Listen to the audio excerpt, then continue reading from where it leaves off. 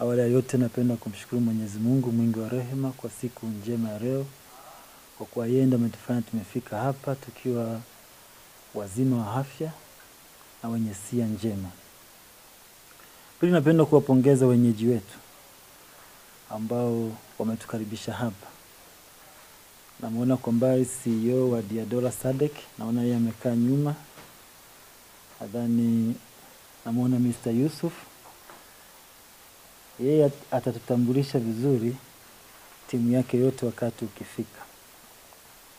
Ila tu kikubwa na cha msingi napenda kutoa shukrani za kipekee kwa serikali ya Jamhuri ya Muungano wa Tanzania kwa kuwa mbele yetu tumeambatana na naibu waziri wa michezo, yuko kushoto kwangu hapa.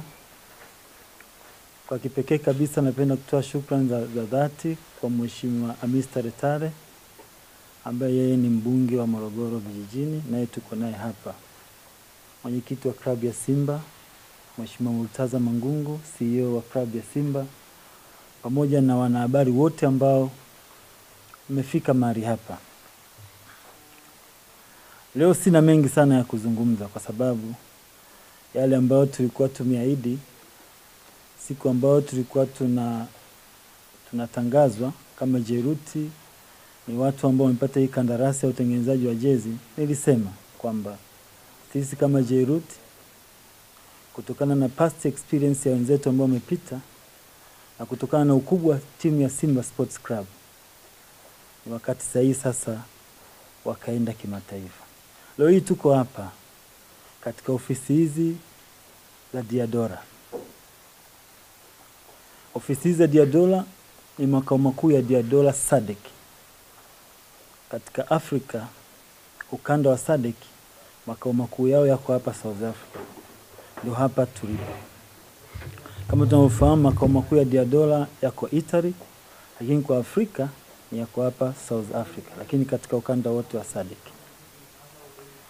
Siku ya leo ni muhimu sana kwetu kwa sababu tunaenda kuleta tofauti na tunaenda ku-elevate soka la nchini kwetu Tanzania. Kwa kuwa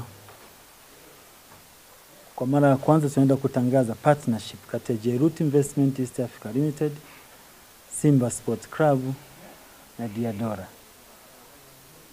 kama washiriki wa pamoja katika utengenezaji wa vifaa vyote vya michezo ambavyo Simba Sports Club vitaenda kuvaa kwa kipindi chote cha mkataba wetu. So I just want to take this opportunity now to welcome Mr. Yusuf. Thank you. Mr. Yusuf is the brand manager of Diadora South Africa, and I think he is going to explain us and introduce all the team of Diadora which are here, and how do they now expect with this cooperation with us and Simba Sports Club. And with this partnership, how are we going to make and bring changes in Tanzania, soccer, Africa, and the world? Welcome. Just a little bit of history about us, about Diadora first. Diadora, the name comes from the Greek word diadoria, meaning sharing of gifts and honors. And I think it's a great privilege for us to be sharing our gifts and honors with a club as old as Simba and also with the Jeruti company.